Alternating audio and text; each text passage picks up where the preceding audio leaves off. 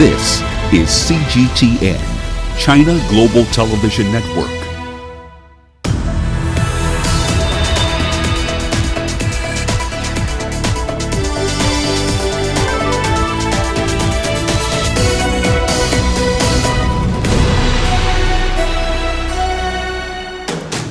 Hello there, welcome to this edition of Global Business Africa. In the course of the hour, we'll run through all the business news stories you need to know about from right across the continent. Let's start tonight's bulletin with a run through the markets though, shall we? Quite a bit of red ink, frankly, across the board here for you. Top 40 over the JSE continuing its decline since mid-April. It closed about 1.37% lower today, barely over 49,700 points or so. A lot more consolidation coming through in the Kenyan banking sector, this time on the product side. 5 commercial banks rolling out a lending and credit scoring service through mobile today in a service called Stawi. SMEs, remember, have been hardest hit by the country's rate cap. It's going to be interesting to see what the market responds like in tomorrow's trading session. Here's what's coming up tonight. Google stops business with Huawei, essentially taking away its Android platform. Security forces in Egypt killed 12 suspected militants after Sunday's bombing. And we'll introduce you to a Kenyan cafe offering deaf people a fair chance at waiting on tables. Alright then, so if you are an owner of a handset made by Huawei, this story really is for you. Let's start in the tech world, particularly the United States' ban on essentially suppliers of critical equipment to the Chinese tech giant Huawei. Google, for starters, has suspended some business with a Chinese tech firm. Now, the move could essentially hobble Huawei's smartphone business outside China, as the company will now lose access to updates to Google's Android operating system. Future versions of Huawei smartphones running on Android also face the loss of access to popular services, including the Google Play Store, Gmail, and even YouTube. A Google spokesperson says current Huawei smartphones with Google apps will continue to be able to use and download updates provided by Google. He says Huawei will only be able to use the public version of Android, but they will not be able to get access to Google services. Now, while China opposes the move by the United States to restrict Chinese businesses, Huawei, for its part, remains unfazed. Zoyun reports from Beijing. No American chips, no problem. That is the message from Huawei founder Ren Zhengfei. Huawei affiliate HiSilicon says they've been preparing for the U.S. restrictions for years and have a backup plan. The new round of bickering came as the U.S. Commerce Department put Huawei and 68 affiliates on a so-called entity list, which bans the company from buying components from American firms without U.S. government approval. At a press briefing on Monday, the foreign spokesperson said that China firmly opposes the United States' recent remarks and actions that harm China's interests. We will formally confirm this matter and follow the situation closely. At the same time, China will support its own enterprises and take necessary legal steps to defend their legitimate rights and interests. 中方支持中国企业拿起法律的武器。 Beijing has urged Washington not to go too far in harming China's interests and called for it to change course to avoid further damaging bilateral ties. And data from Huawei shows that it produced around $70 billion worth of components and services from its 13,000 suppliers worldwide, with roughly $11 billion worth come from the U.S. suppliers. The founder of Huawei says that the growth of the company will only slightly slow down due to the ban, but for the United States, experts say the country will gradually lose its credibility by repeatedly threatening its trading partners. Zoyun, CGTN, Beijing. Now, the latest range of protectionist policies from the Trump administration is forecast to interfere with global economic growth. The US has consistently been running a broad range of trade deficits with a range of trading partners, and that covers everyone from China to some EU members like Germany.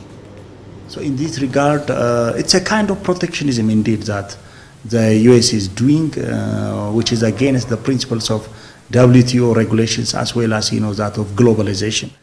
Oblige China to look for another market than the US, like African countries, maybe Asian countries, maybe Latin American countries, maybe European countries and others. So this will enhance Chinese partnership with the rest of the world in terms of trade, and also there are some products that that China was importing from the US like agricultural products and like that. So this also give for other countries, to export to China, like neighboring Asian countries, as well as African countries, Latin American and others, that it will provide them an opportunity that, they will have, they will export to China. Now, Egyptian security forces say they have killed 12 suspected militants in the capital, Cairo. This comes barely a day after an explosion targeting a tourist bus injured at least 12 people. The Interior Ministry, however, did not say whether the suspected militants were actually connected, much less responsible for Sunday's attack, but it said its forces killed members of a militant group called Hassan. Now, it says they were allegedly planning a series of attacks. Egypt accuses the group of being a wing of the outlawed Muslim Brotherhood. The North African country's oldest Islamist movement denies this, and it says it seeks change only through peaceful means. Human rights organizations have accused Egypt of carrying out extrajudicial executions and of trying civilians in military courts as part of a wider crackdown on terror. Saudi Arabia, in the meantime, says it has deposited at least $250 million in Sudan's central bank. In collaboration with the United Arab Emirates, the kingdom says it's pledging to send $3 billion worth of aid to Sudan after mass protests there led to the ouster of the country's former head of state, Omar Hassan al-Bashir. Now, the former president, has been charged over his role in killings during the demonstrations in the capital, Khartoum. He and others are accused of inciting and criminal complicity in the deaths of protesters who are demanding his resignation and civilian rule.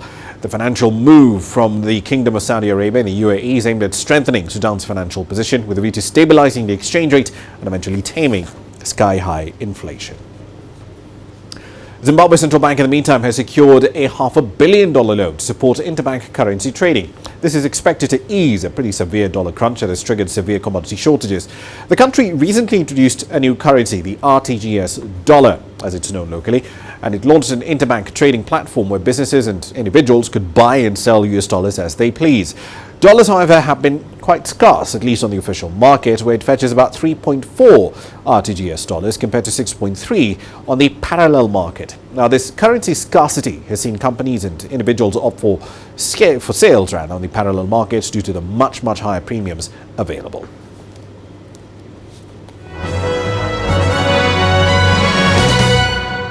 All right, then a quick run through some corporate headlines. Let's start in Zambia, shall we? The authorities over there have filed a notification to take over international mining and metals firm Vedanta Resources' domestic copper assets. Now, the move mainly targets Konkola copper mines. That's Vedanta's local unit. The state says it has started looking for a new investor for that mine. London-listed Vedanta said in a statement that it was seeking an urgent meeting with President Edward Lungu over the future of the mine, and it had not received any formal communication from the government yet. Over in East Africa, Tanzania's Environment Management Council has fined Acacia Mining $2.4 million for its alleged pollution at its North Mara mine tailings dam. Now, the mine is already embroiled in a long-running tax dispute with the state, and it's been given 2 weeks to pay the fine and another 3 weeks to rectify the problem. Acacia, however, says the mine's technical team has been working with the government to try and address these concerns regarding the alleged breaches of various environmental regulations and the alleged discharge of hazardous substances from the mine. South Africa's Pioneer Food Group reported a 14% decline in half-year headline earnings per share for the 6 months ending on the 31st of March in the wake of maize shortages.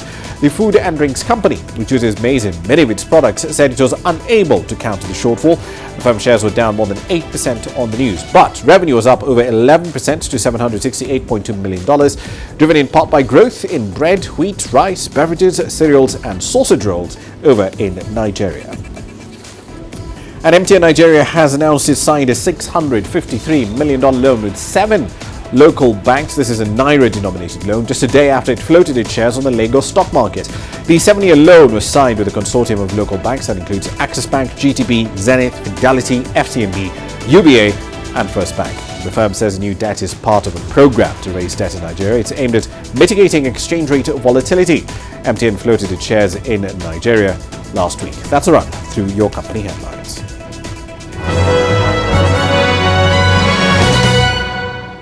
You're watching Global Business Africa. It's time for a short break. Here's what's coming up next.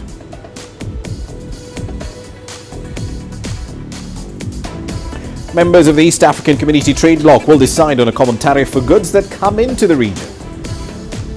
And Ethiopia's capital is about to get cleaner and greener. We'll have the details on that and lots more when we come back. The world economy as we know it is about to change. Global business reports highlight emerging markets, developing countries, and dynamic sectors worldwide. We feature top analysts and newsmakers to provide perspectives on every facet of business. From an on-the-ground perspective, we provide you with balanced and objective assessments. Fast, sharp, and insightful. Global Business. Only on CGTN. Every story starts out like this. Okay. We'll head up now. But beyond the rush of the numbers, there's always a more fundamental question. What happened? Who has been affected? When market-moving decisions are made, who's responsible? And why? Let's get some reaction on ground. Joining us in Johannesburg is Sumitra Naidu. Hello, Naidu. This is how whole stories begin. See how they end. Only on Global Business.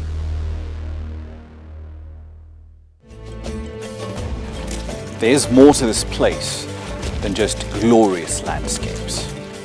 There's more to it than just, say, Table Mountain or glorious, endless salt flats. There's more to it than countries that are home to some of the deepest mines in the world. There is so much more to this place, even if it is home to some of the finest diamonds on the planet. It is the sheer diversity of the people who call Southern Africa home, and the relentless drive to make it a better place that make it so special. And we know that because this too is home.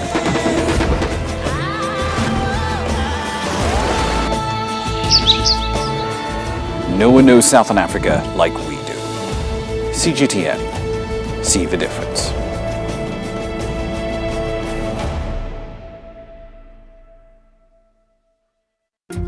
Africa is the nexus of enterprise, and Global Business will tell you why it matters. From the mega investment projects to multi-billion-dollar mergers and acquisitions. Africa today collects, just in terms of revenues from taxes alone, $545 billion a year. If you take 10% of that and you devote it to the energy sector, problem solved.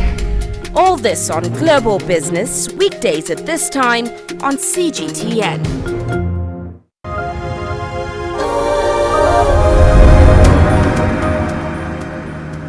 Welcome back to the program. East African Community member states are set to meet in Uganda later on this week. Now, this summit is a latest attempt by member states to put together their positions on how they intend to review duties on goods that come in to the regional bloc. The gathering sets the stage essentially for negotiations well ahead of the planned implementation of a new common external tariff on the 1st of July. Here's CGTN's Daniel Arap Moy with more. The East African Community was revived on 30th November 1999.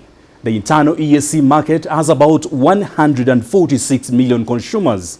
A customs union was signed in March 2004.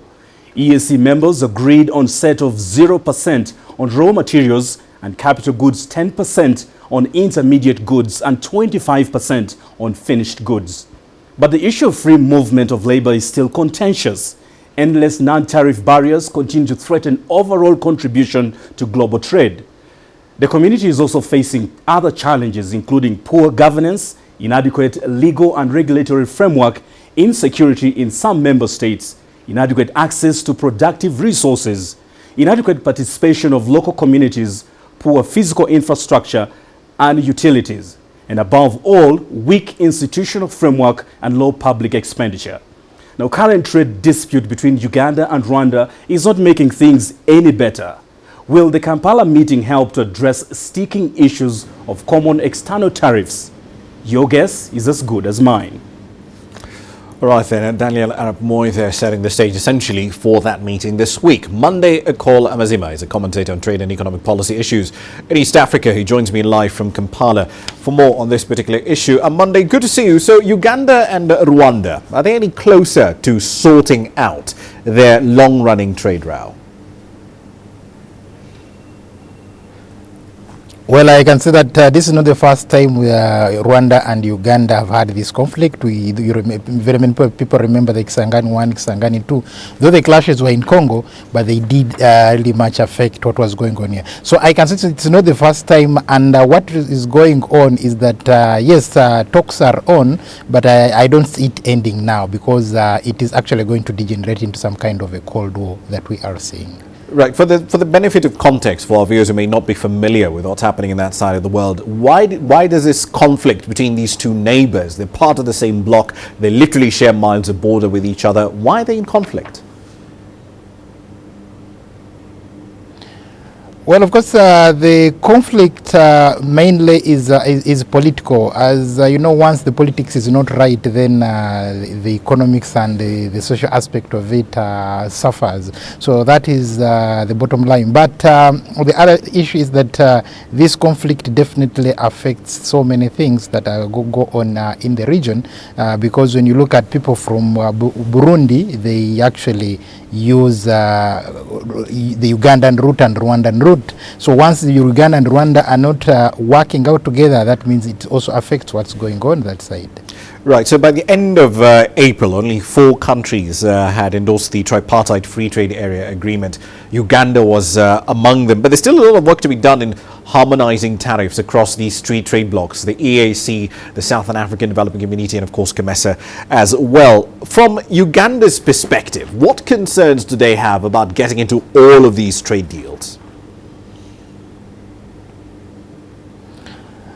Uganda's major concerns are on the non-tariff barriers, because whereby you find that there are certain things that keep coming up, especially when it comes from other member states. You find that there are roadblocks maybe on the way, or you find that at times there are some kind of charges that are levied just from Mombasa to Kampala, just in between. So the biggest concern is on the non-tariff barriers. Then also the other issue is that over protectionism from some of the member states of the countries, that you really find that is hurting Uganda, and they find that really they cannot open up. But of course, as Uganda has always had that free trade policy, where they really welcome most of their policies, both at regional and continental level, or they even you find that they welcome goods from all over. But because of the protectionism from part of the protection from some of the member states, then that actually becomes Uganda's biggest worry. All right, we'll leave it there for the time being. Monday Akol Amazima, thank you very much for joining us there live from the Ugandan capital of Kampala. We'll certainly bring you up to speed with the latest developments in that trade meeting a little later. Now, Ethiopia's capital is about to get cleaner and greener. The Prime Minister's office has launched a crowdfunding campaign that's aimed at making the capital a site for urban tourism. It's a 3-year initiative. It will run along the rivers that essentially bisect Addis Ababa, developing green and easily accessible public spaces. Here's CGTN's Kirum Chala with the details. When works at the project come to an end in about 3 years, Ethiopia's capital, Addis Ababa, will officially join the ranks of extra beautiful cities in Africa and the world. The initiative, A Beautifying Shega, is the brainchild of Ethiopian Prime Minister Abiy Ahmed. The main objective of this project, it might have a catchy title of Beautifying Sugar, but it goes beyond cosmetics. It has a lot of elements. Number one, it has it's related to ensuring that citizens and dwellers of Addis Ababa live a dignified life, live in an environment which is clean, because this is something that's also guaranteed within the constitution for them. So as Addis Ababa is the hotspot of, and a hub for Africa, as well as is becoming an international hub as well, it's important to ensure that the city reflects, its name, Addis Ababa, New Flower as well. Ethiopia now needs close to $1 billion to execute this project, which covers 56 kilometers of the city's riverside. Going by a fundraising dinner hosted by Prime Minister Abiy, the support is overwhelming. About $43 million was raised in just one night. And of the total 56 kilometers the Chinese government has pledged to develop, 12 kilometers. Governments and UN agencies such as UN Habitat are also supportive of this mega project. Addis residents are simply excited. I believe this is a wonderful project, especially after it is completed as per the plan. I heard it will have parks that will save young people from wasting their time in harmful places. We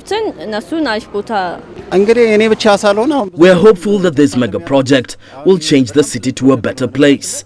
Addis will be a comfortable city to live in. It is brilliant. It's because the rovers in Addis Ababa are dangerous for our health. So for us and the beauty of our city, this is a great initiative. This unkempt and disorganized look of Addis Ababa will soon be history and will be replaced by world-class riverside infrastructure, parks and recreational areas. The Addis Ababa Riverside project will have a huge significance in building the image of not only the city but also the image of the entire country. The branding of Addis Ababa for an increased tourist numbers will have one more but important supporting factor too. Group Data CGTN, Addis Ababa, Ethiopia. An Egyptian joint venture, Arab contractors and the El Sewedi Electric Company have started construction of Tanzania's $4 billion hydroelectric power station. That facility is being built on the Rufiji River, the country's Stiegler's Gorge. It's set to essentially double Tanzania's total installed generation capacity once it comes online.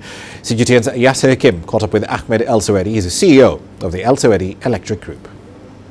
We are mainly focusing on the power sector, water, roads, bridges, all things related to the infrastructure of the governments and the countries.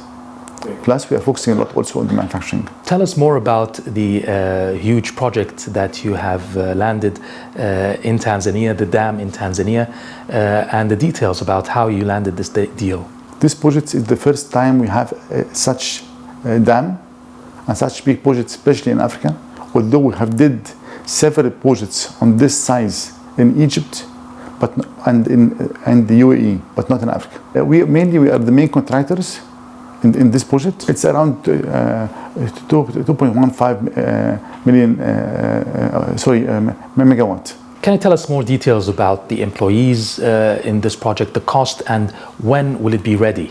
As planned, 3 years to be finalized.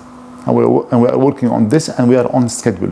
And in this dam especially, we are working not only with Egyptians, we are working with Egyptians, all over Europeans, Chinese. Everybody is working with us in such project. We are bringing the calibers, the best and the experts worldwide. You are one of the biggest investors in Africa from Egypt. How is the competition in Africa and the investment climate for businessmen like you? In Africa, really, for me, it's one of the best places. Since the electrification is less than 10%, or around 12%. As an average in Africa. And I love to work in places where our company can be added value and our company can be support and really can make the living of people much better. What makes Africa attractive to you, and that's why you are investing in the continent? The financing is not easy. Logistics not easy.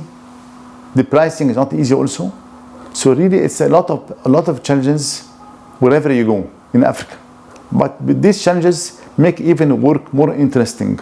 A question about China. You have worked with China and cooperate with several Chinese companies. Can you tell us more about your cooperation with China and the Chinese investments? We work a lot with the Chinese companies and we believe much. Either we work with them in Egypt or in Africa or even in the Gulf region. China have a very good expertise, have very good knowledge, technology, and we are benefiting from this.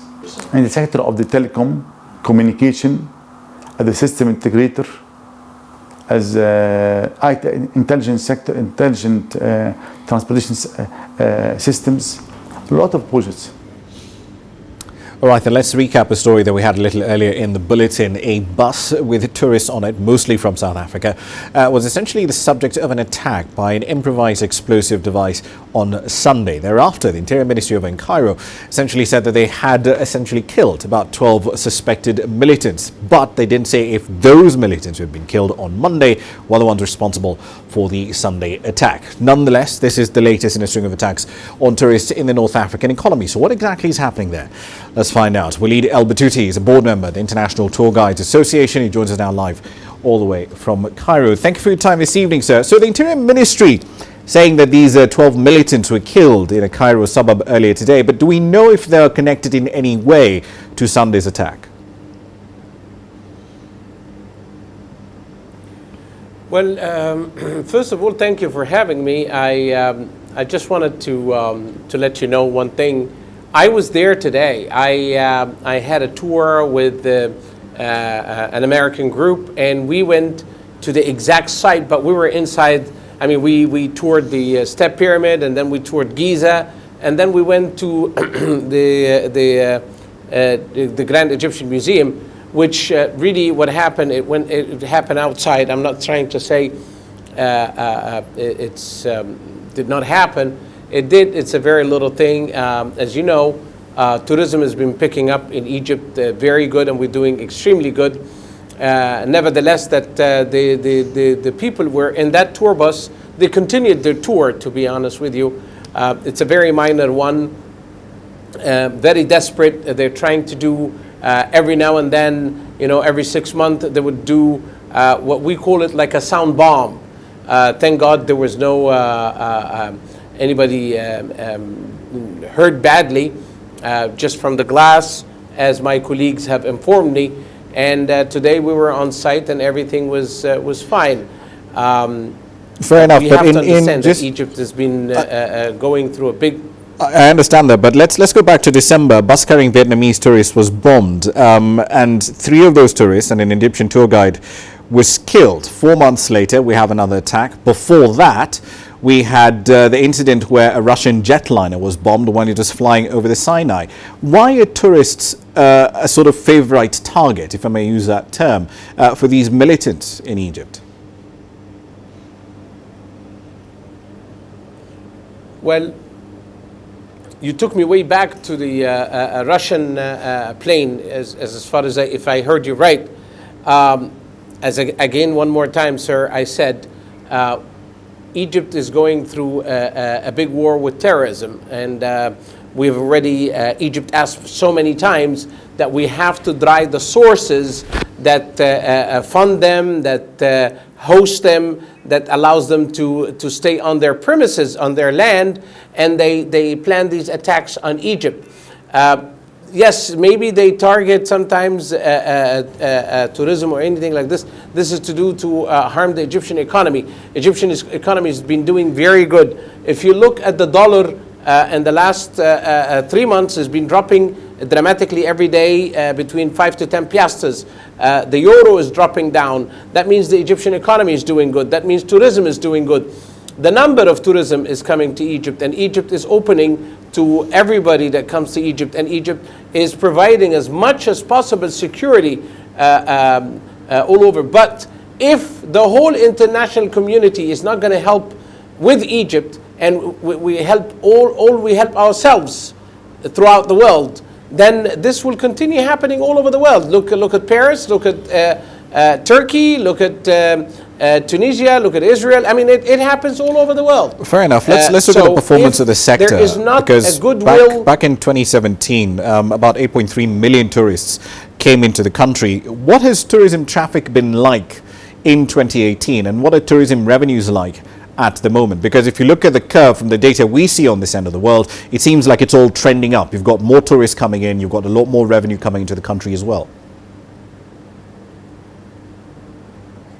Yes, that's what I've said earlier. I said economically we're improving very good. Security-wise, we're improving per the hour. The Egyptian government is not sparing any effort on security special. Every tour bus, by the way, has an armed security guard inside, and this has been since 2000. 2002 or 2001.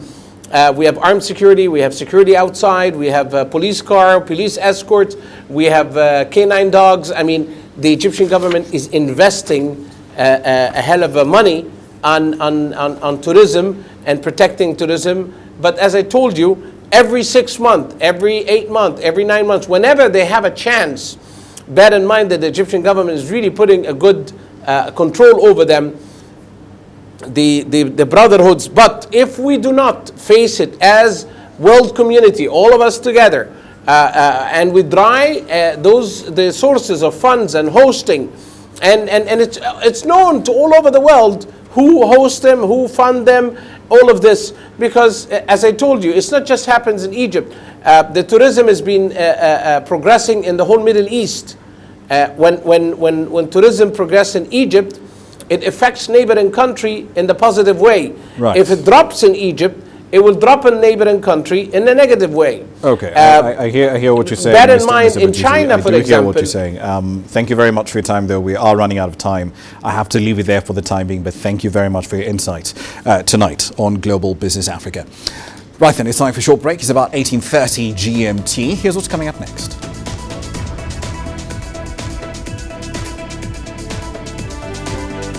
Right then, the market didn't love what Uber was selling. Why is that? And what exactly is making China a leader in green finance? We'll explore that question when we come back.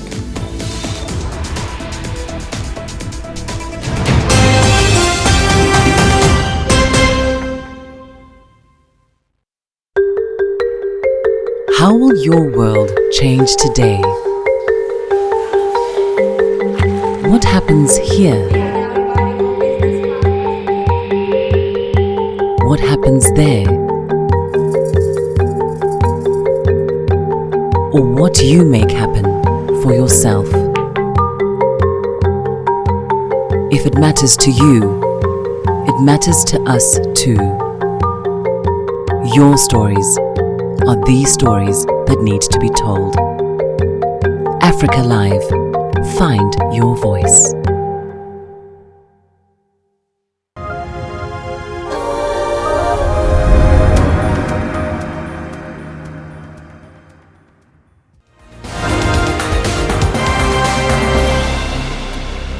Welcome back. Let's run through some stories making you headlines at this hour. Starting in the tech world, where Google has suspended the sale of its Android platform and its associated services to Huawei. Now, the move could effectively hobble Huawei's smartphone business outside China, as the company will lose access to updates to Google's Android operating system. Future versions of Huawei smartphones running on Android also face the loss of access to popular services, including the Google Play Store, Gmail, and the YouTube apps. Egyptian security forces say they've killed 12 suspected militants in Cairo. This comes barely a day after an explosion targeting a tourist bus injured at least 12 people. The Interior Ministry did not say whether the suspected militants, however, were connected to Sunday's attack. But it said its forces killed members of the militant group Hassan. It says they were allegedly planning a series of attacks.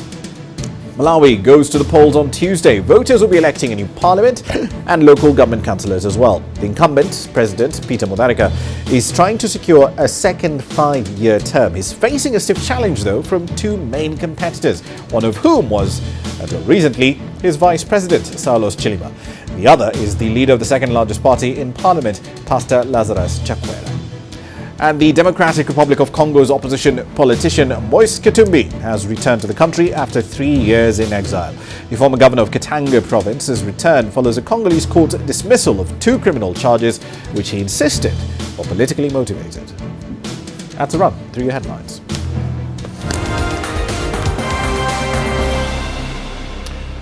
Now then, on to something in the market. Shares of the ride-hailing giant Uber didn't jump after the company priced its IPO toward the lower end of its stated range more than a week ago. But why is it that the market didn't love what Uber was selling?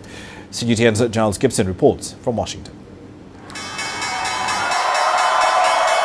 It's been a week since smiling Uber executives rang the opening bell at the New York Stock Exchange. But out on the trading floor, there were whispers about the company's finances and business model.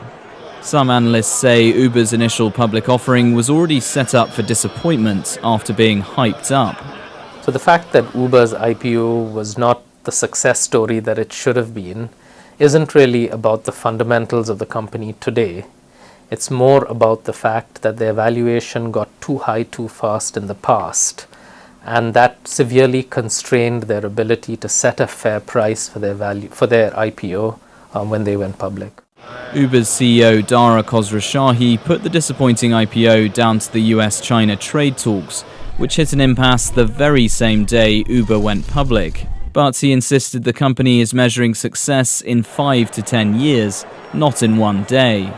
Other Wall Street insiders, though, like Santosh Rao with Manhattan Venture Partners, do see weaknesses in Uber's fundamentals right now. In 2018, the company's revenue was up by 43% from the year before, but that growth in revenue is slowing down. That's a huge problem for a company valued at 80 billion, which is what they wanted to do at the time. So when you have your price for perfection at that level, you can't show revenues. At least, okay, profits we can wait. We'll believe you. Okay, we'll give you the benefit of doubt about profits. But revenue, that's your thing. You got to grow that. This year, Uber has been paying out around $100 million per month in driver incentives.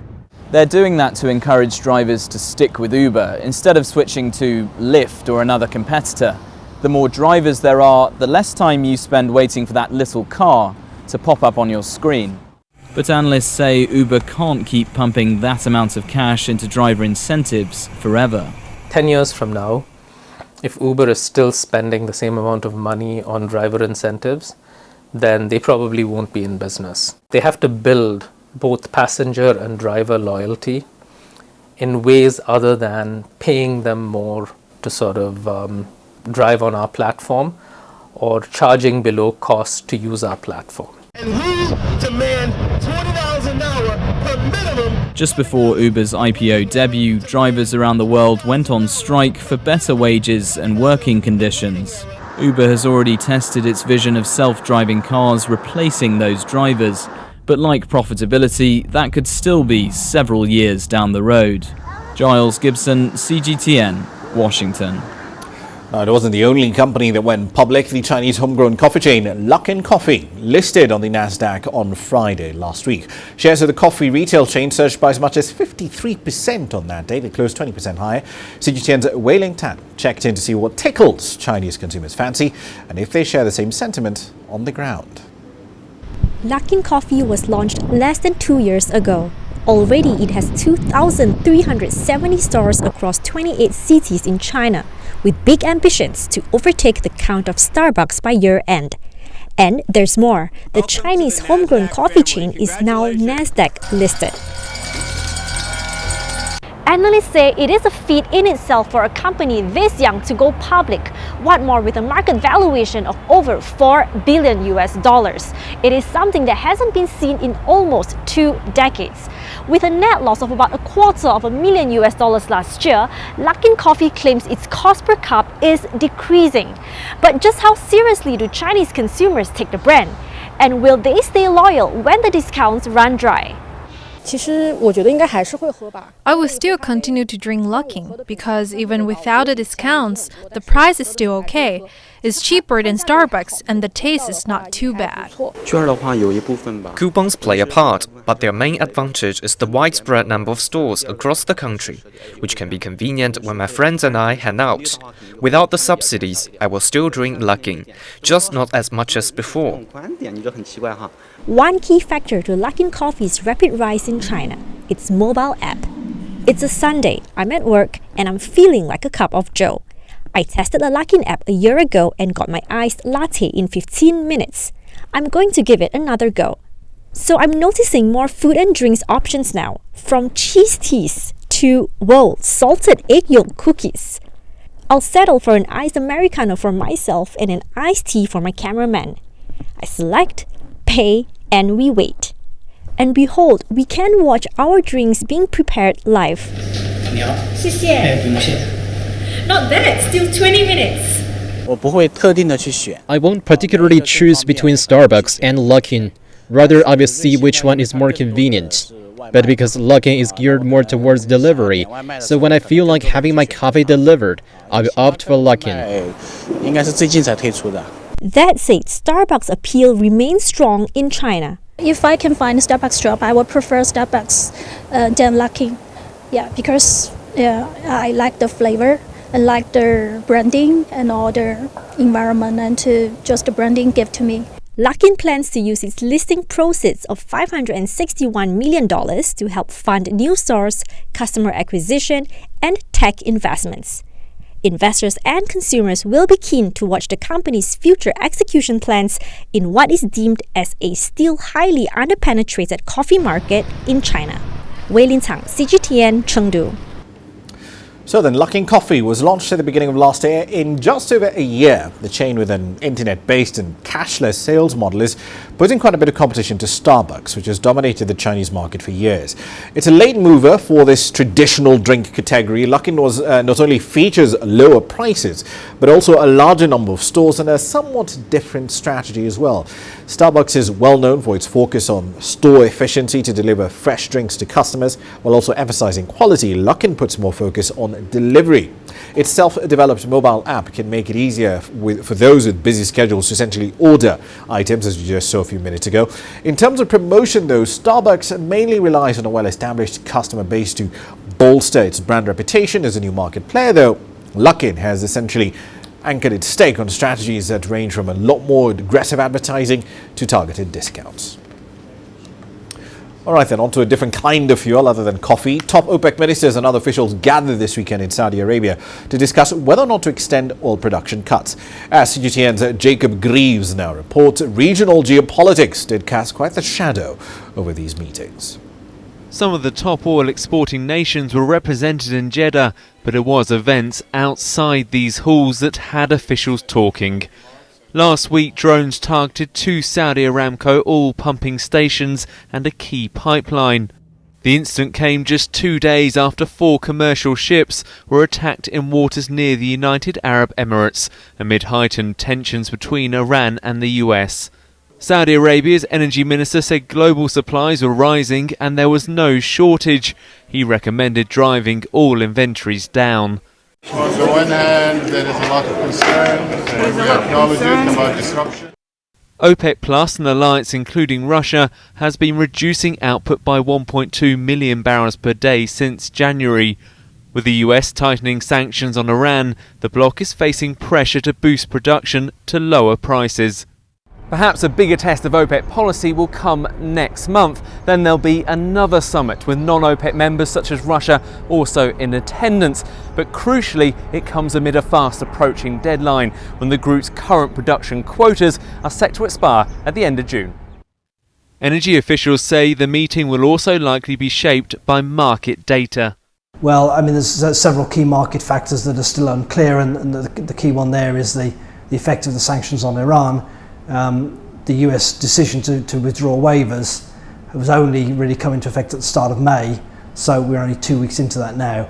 Tankers take a long time to arrive at their markets. So by June, we'll have at least a month's information about how much production is actually being taken off the market by that decision, which customs Iran still has.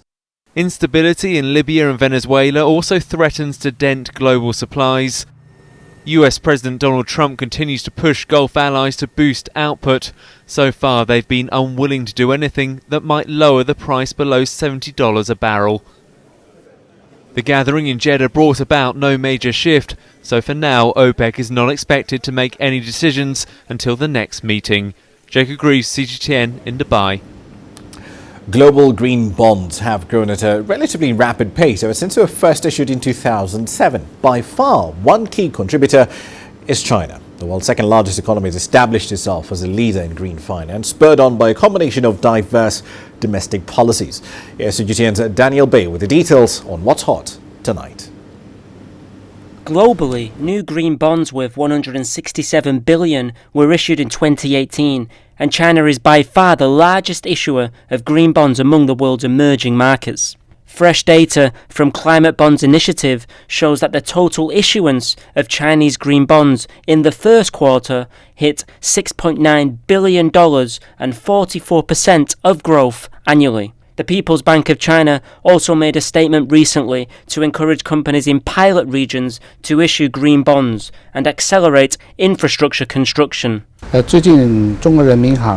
bonds and other debt financing instruments could be used for supporting the company's business development related to environmental protection. That would attract more funding and financial institutions to participate. Ma Jun, the current member of the Central Bank's Monetary Policy Committee and also the former chief economist of PBOC, led the drafting of China's green finance guidelines. He also chaired the Green Finance Committee, which initiated and set benchmarks for green finance products. China has 8 trillion RMB worth of green loans, accounting for about 10% of the banking system portfolio.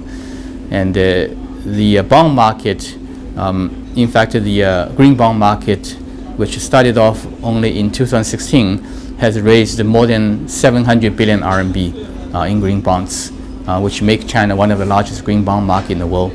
And also we launched 400 private equity funds in the green sector, and each of them has a name in the company name, which could be green fund or solar fund or renewable energy fund or water fund or something. And there are many other funds which may be investing in some projects in green but are not called green funds yet. So you can see the development has been very rapid in the past few years in greening the operation of the financial sector. But yet we are very far away from what's required in terms of total financing for the green sector. He spoke highly of China's role in international green finance collaboration, especially for the Belt and Road Initiative, and called for a more coordinated green financial system globally. Green investments are critical, and the external investments that China is now organizing along with many other these institutions in the signatories, I think will be critical in this effort. That's why we are organizing this network, which will in the future become, I think, a club for co-financing a lot of green projects in the Belt and Road region. By end of this year, I'm expecting EU to come up with its own sustainability standard. So after that, what I'm looking for is some sort of working group between China and EU to work on the harmonization of China and EU green standards. Because China and EU are the two largest green finance markets. If we can agree on something which is common, then it can provide an important reference for the rest of the world to follow. Daniel Bay, CGTN. All right then, time for another break, but before that, a quick run through commodity prices here for you. So at today's levels, coffee futures have lost over 17% of the value just this year alone. 17%. That's a pretty big number. Brent crude, on the other hand, still in the low 70s, up about 0.2% at 1612 GMT. The oil production group, as I just mentioned, OPEC, signaled over the weekend that they're keen on keeping a lid on supplies for the remainder of 2019. But what about the non-OPEC guys, especially Russia? It's among the top 3 oil producers at the moment. The US, of course, and Saudi Arabia, the other 2. What Russia will do, that is still unclear. Here's what's coming up next.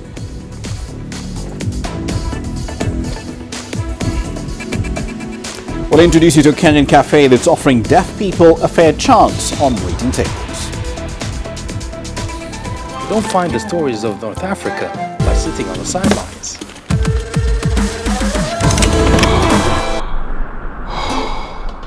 No one else will take you where we can in North Africa. And no one else will show you what it's all about. CGTN, see the difference.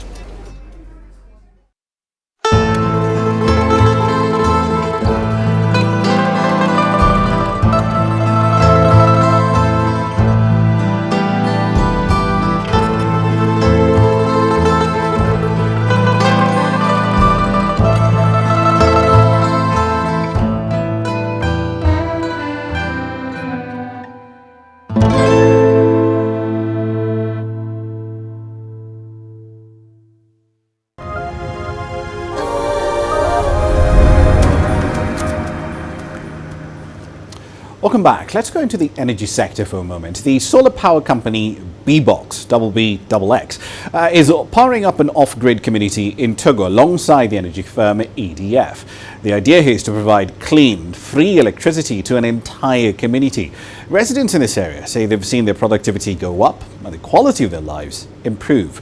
BBOX officials now say they want this idea to be replicated throughout the continent in order to leapfrog the need for traditional, large and often very costly national grids.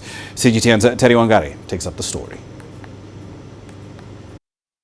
A UK-based power company called Box, in partnership with France's EDF Group, has launched a program to power the entire village of Sikpe Afidegnon with energy from the sun. It runs streetlights, houses, schools and shops, transforming this remote maze of dirt streets in southern Togo, whose only previous access to electricity was from noisy generators that run on expensive and polluting fuel oil. We now have electricity to supply the pump. Before, getting water was a real chore. We would spend the whole day just collecting water. Now we have water whenever we want. We are free now. About 1.2 billion people worldwide have no access to the power grid, according to the International Energy Agency, limiting economic development. Many governments in the developing world are extending access to national networks, but Africa is lagging, with less than 40% of households connected. We were living through great challenges in the village before BBOX set up the solar energy system. We used to have a lot of problems with the old village mill. It didn't work very well, and we needed to mill the corn 3 or 4 times before getting good quality flour. With BBOX, everything is easy, and now milling corn is no longer a chore. In West Africa, tens of millions of people lack reliable access to electricity. For companies developing off-grid programs, that represents an untapped market worth billions of dollars. This is the first Togolese village to benefit from Box's new off-grid system, which the company hopes to expand across Togo. For now, the power is free, but residents will have to start paying market rates in a few months. Life changed in the village. It's good. I'm happy. Before, those who had the means could afford a small generator to work with. So when it worked, we were careful in our usage. Now we have electricity at any time of the day. The power plant that feeds the Togocell Tower and that also feeds 95 homes in the village in Sipke Afidengong has propelled the village forward, just like the solar streetlights. Before, the village was in darkness. Since the launch and the opening of this power plant, the village is lit at night and the children are learning under the street lamps. And while contributing to improve people's lives around the country is good, it's important to do it using clean energy. Box's vision is for people living in those areas to be able to eventually have access to the internet, to mobile phones, to clean energy such as solar energy, as well as enable them to use things such as millers or water pumps and so on. Anything that can contribute to their quality of life based on clean energy while protecting the environment. Togo hopes to transform the rest of the country with this new partnership. Plans are already underway to install the program in 20 other villages countrywide in 2 years.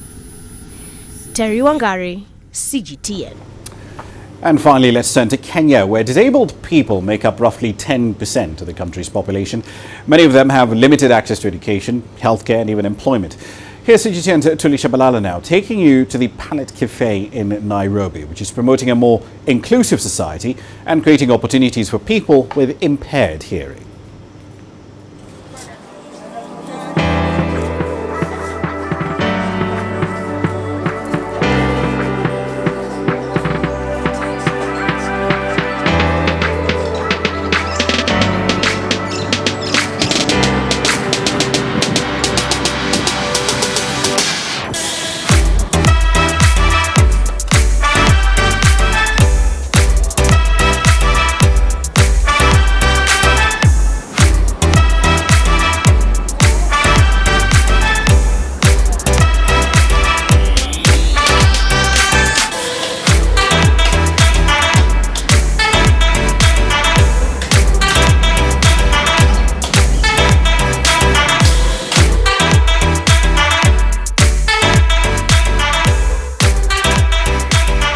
Palette Cafe is our little silent world. garden ambience, where there's all the love. We have a huge family, and it's all one.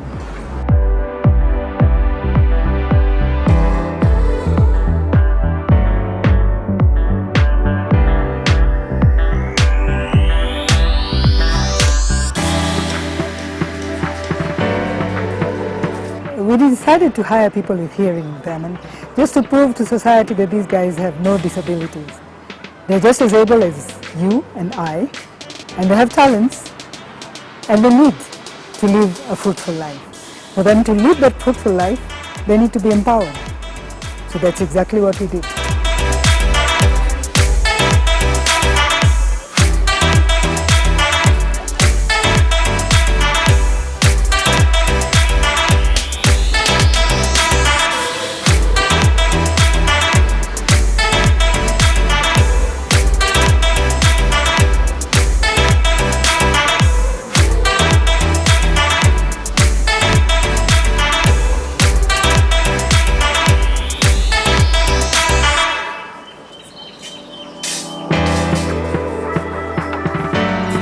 To start with, we had to show them how to approach clients, because most of them they're not used to being out in the front with people, so we had to bring that out of them, show them how to interact with people. Then we had to train them on the menu. Once you come in and they give you the menu, there are a few signs for some of the coffees. Actually, it's coffees and teas mostly. The signs are there, but for the rest of the things, they're numbered. Everything has a code. So in case you cannot explain something properly, you point it out to them. They always have a notebook and a biro. They can give it to you and you write down what you want. If there's any question, they'll ask you the question and you respond.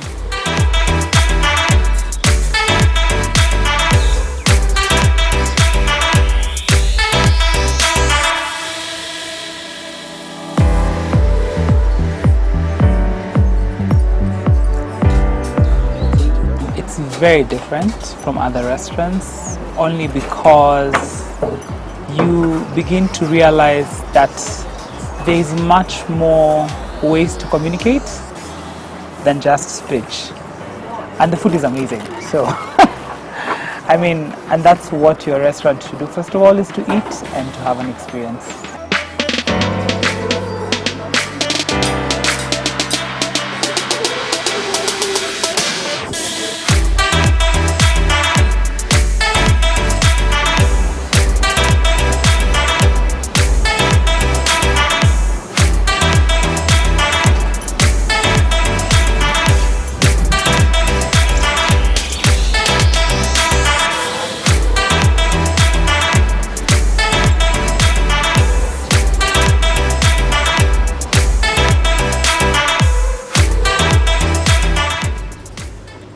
Right then, the story of the Palette Cafe there, leading us essentially to our currencies at the moment. Just one quick note here for you as far as the currencies are concerned. The Rand pretty much range-bound so far in the year, just easing about 0.2% so far in the year against the American dollar. 14.3801 at 16.03 GMT was the relevant number. We'll keep an eye on all these currencies for you and plenty more right here on the programme. But that's it for tonight's edition of Global Business Africa. As always, we'd like to hear your thoughts on the content you've seen here in the last hour. Several ways of getting your thoughts back to us, all of them on your screens right now. I'm Ramah Nyang in the Kenyan capital, Nairobi. Thank you for your company in the last hour. The World Today is up next from Washington, D.C.